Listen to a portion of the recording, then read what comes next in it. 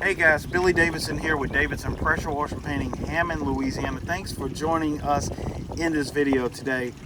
Today in this video, we're going to talk about pressure washers in buffer tanks, why we use a buffer tank, why you may have to use a buffer tank, and maybe you don't. So maybe this video will help you. We do get a lot of questions on our channel trying to figure out if they need a buffer tank, and this may answer a few of your questions. So I want to mention, if you're interested in finding some training for your pressure washing business to help grow it, or even parking lot striping, please go check out BillyDavidsonVIP.com. Also, they will put a link in the description and the first pinned comment. You just click on that link and scroll down to our website. If there's something you need on there, go ahead and grab it. Right here, what we're going to do, we're going to demonstrate the flow that a water hose puts out versus the need of our pressure washer. So what I'm going to do, I'm going to fill this tank up for 1 minute, see how many gallons we get out of a water hose, and then we're going to talk a little bit more on the other side. All right guys, what I'm going to do, I'm going to test the flow of this water hose.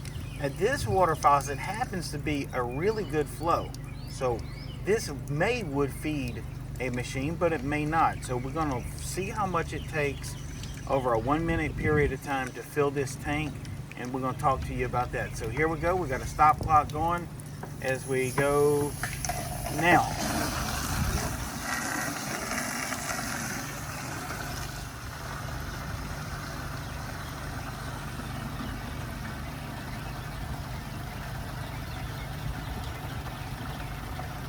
All right guys, we're 19 seconds into it. We're filling up this tank.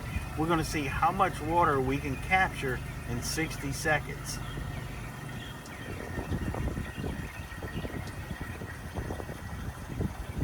"45 seconds into it, we're still filling our tank. All right guys, we're at 60 seconds. All right guys, we're just under 9 gallons in 1 minute. So guys, like I was saying, in this case, we are on a really good water source. We're getting about 8.5 gallons a minute of flow out of this water faucet right now. Now, when a homeowner comes home and they start using water, that is going to be reduced quite a bit. It might get down to 3 or 4 or 5 gallons. Sometimes there's a fluctuation in water flow throughout the day. So what we try to do, if you're running a 4 gallon per minute machine, you're usually going to be just fine on a customer's water faucet. Now let's say you're running a 5.5 gallon per minute machine. There you start to get into a little bit of a gray area. There may be times it's just fine, there's other times it's not. So that would be a little bit of a gray area. In most cases, we do recommend running at least a small buffer tank on a 5.5 gallon per minute.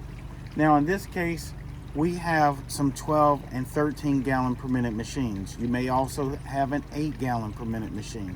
An 8 gallon per minute machine would struggle to run off of this 9 gallon minute flow, just because that 8 gallon per minute has a suction on it and would probably collapse the hose and restrict that flow down some.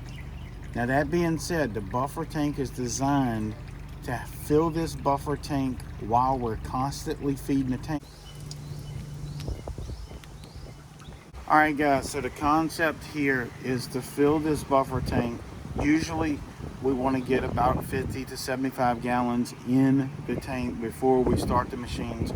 Reason being, again, our machines are pulling 12 to 13 gallons per minute each machine. So imagine us running both machines, we're going to be somewhere around at 25 to 26 gallons per minute. Now we're going to have a deficit, obviously. If we had this tank filled and we were feeding this tank only from one side of the tank, if you do the math, we're going to have a deficit of probably, if we're running both machines, 13, 14 gallons per minute. Now what that's going to do is I constantly feed this water tank with an 8 or 9 gallon per minute flow from the water faucet. It's constantly filling.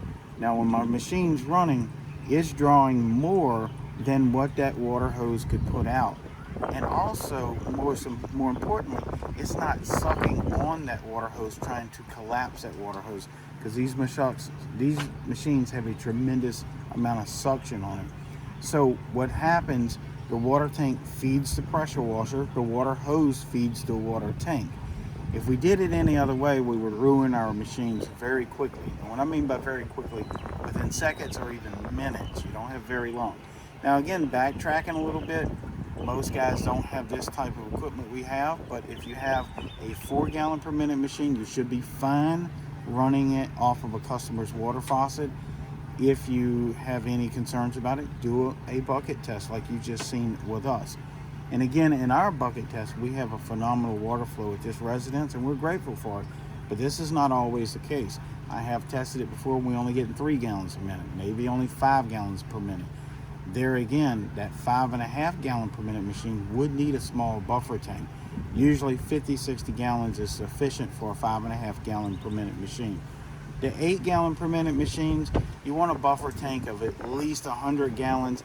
I would prefer a minimum of 150 gallons or even a 275 gallon tote for an 8 gallon per minute machine.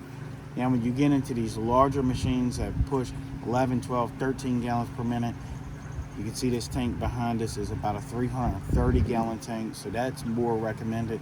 And on up from there, a 500 gallon buffer tank is very common in the industry with these higher flow machines. And again, that is because we can draw the water into the tank while we're getting things set up, contacting the customer, getting cars moved, that sort of thing. This tank is constantly filling, and when we start our machines, we have enough water supply to feed it a constant diet of fresh, clean water. And we have no risk of it collapsing because our plumbing is rigid plumbing. So guys, anyway, I hope this helps. Please go check out our website, BillyDavidsonVIP.com. Please like and subscribe to the channel if you're new to it, and we hope to see you in the next video.